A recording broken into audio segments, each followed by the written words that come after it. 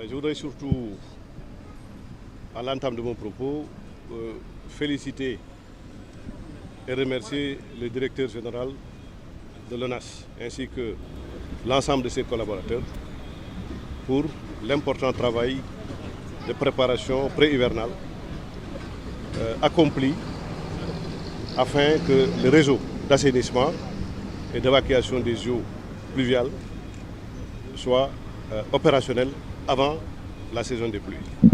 Nous avons fait 6 à 7 points d'étape aujourd'hui et partout nous avons trouvé des équipes mobilisées autour de l'objectif, pleinement conscients de l'importance des enjeux de lutter durablement contre donc les inondations.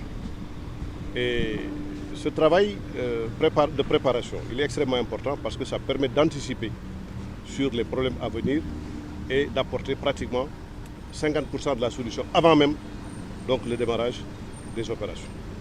Donc je voudrais encore une fois remercier le personnel de l'ONAS sous la direction donc, du directeur général Aline Badara Diop. Ce programme donc s'inscrit dans le cadre du plan décennal de lutte contre les inondations exécuté par le gouvernement et conçu par le président de la République Macky Sall, qui a décidé de mettre l'accent sur les infrastructures.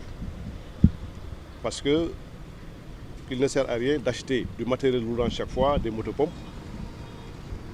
pour lutter contre les inondations. Il faut des infrastructures solides, durables dans le temps. Et vous voyez aujourd'hui l'importance de l'investissement dans justement ces matériaux durables.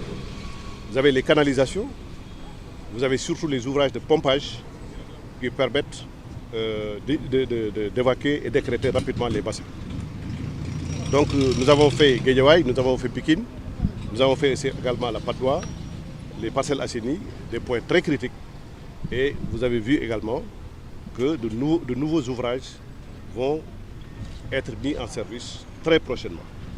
Je crois que c'est déjà très satisfaisant, surtout que cette année, Météo avance une pluie abondante.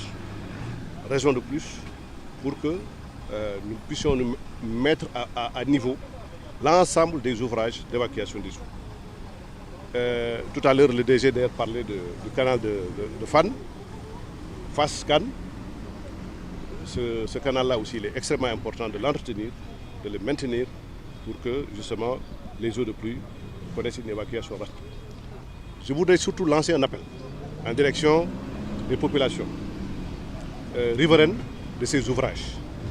Nous avons constaté qu'il y a beaucoup de détritus, beaucoup de résidus solides, de matières solides, des déchets domestiques qui sont carrément déversés donc dans les canaux. Parfois même également, c'est des animaux qui sont morts.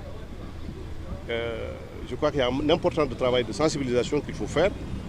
Pourquoi pas même parfois du porte-à-porte pour mieux sensibiliser nos concitoyens sur la nécessité non seulement de maintenir ces ouvrages en état parfait de fonctionner, mais de ne plus y jeter des ordures ménagères ou alors de ne plus assister à ce que des citoyens mal avertis se mettent à le faire. Donc c'est dans le cadre de la prévention que nous devons mettre l'accent sur l'information, sur la communication, sur vraiment une meilleure conscientisation des populations. Parce que c'est un problème numéro 1 que nous avons identifié aujourd'hui dans le blocage de certaines infrastructures.